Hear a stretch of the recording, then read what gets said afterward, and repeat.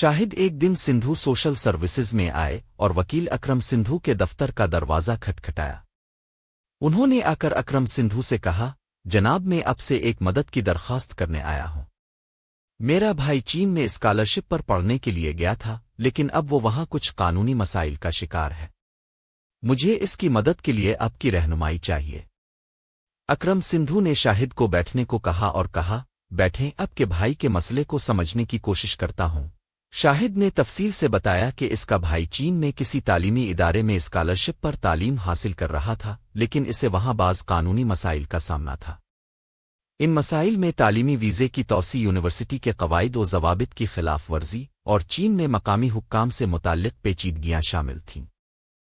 شاہد کے مطابق اس کے بھائی کو اس صورتحال میں اپنے قانونی حقوق کے بارے میں آگاہی نہیں تھی اور وہ بہت پریشان تھا۔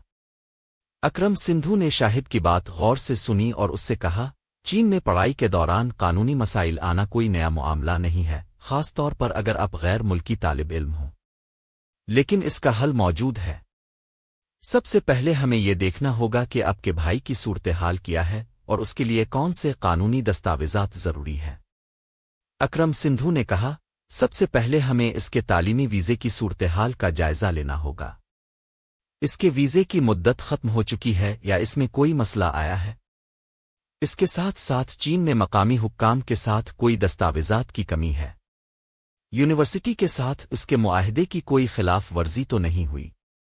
ان تمام چیزوں کا جائزہ لینا ضروری ہے۔ شاہد نے کہا، میرے بھائی کا ویزا تو کچھ مہینے پہلے ہی ختم ہو چکا تھا اور اب وہ ویزا کی توسیع کے لیے درخواست دینے کی کوشش کر رہا ہے، مگر اسے اس میں مشکلات پیش آ رہی ہے۔ اکرم سندھو نے پھر اس کی رہنمائی کی اور کہا، ہمیں آپ کے بھائی کے ویزے کی توسیع کے لیے تمام ضروری دستاویزات تیار کرنی ہوں گی۔ یہ دستاویزات چین کے تعلیمی ادارے کی طرف سے منظور شدہ ہوں اور اس میں آپ کے بھائی کی تعلیمی کارکردگی کا ریکارڈ شامل ہو۔ اس کے ساتھ ہی یونیورسٹی سے متعلق کوئی بھی دستاویزات جیسے اس کی درخواست داخلہ اور اس کے پروگرام کی تفصیلات ضروری ہوں گی۔ اکرم سندھو نے شاہد کو اس بات کی وضاحت کی کہ چین میں تعلیمی ویزے کی توسیع کے لیے ایک مکمل پیکج تیار کرنا ہوتا ہے، جس میں تعلیمی ادارے کی طرف سے منظور شدہ درخواست، صحت کی جانچ کی رپورٹس اور مالی استحکام کے متعلق دستاویزات شامل ہوتی ہے۔ اس کے علاوہ چین کے مقامی حکام سے متعلق کسی بھی مسئلے کا حل نکالنے کے لیے چین میں موجود پاکستانی سفارت خانے سے بھی رابطہ کرنا ضروری ہو سکتا ہے۔ آپ کے بھائی کو ان تمام دستاویزات کے ساتھ متعلقہ اداروں سے رابطہ کرنا ہوگا۔ اگر کوئی پیچیدگی پیش آئے تو ہم قانونی طور پر ان کے ساتھ بھی بات کر سکتے ہیں، اکرم سندھو نے شاہد کو بتایا۔ شاہد نے شکریہ ادا کیا اور کہا، جناب آپ کی مدد سے مجھے یقین ہے کہ میرے بھائی کے مسائل حل ہو جائیں گے۔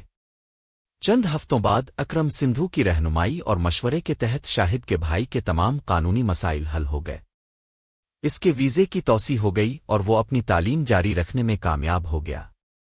شاہد نے وکیل اکرم سندھو کا دل سے شکریہ ادا کیا اور ان کی پیشہ ورانہ مدد کا اعتراف کیا۔ سندھو سوشل سروسز ایک متحرک پلیٹ فارم ہے۔ سندھو سوشل سروسز کا مقصد مخصوص معاونت، ماہر مشورے اور وسائل فراہم کرنا ہے۔ سندھو سوشل سروسز مختلف قسم کی خدمات فراہم کرتا ہے۔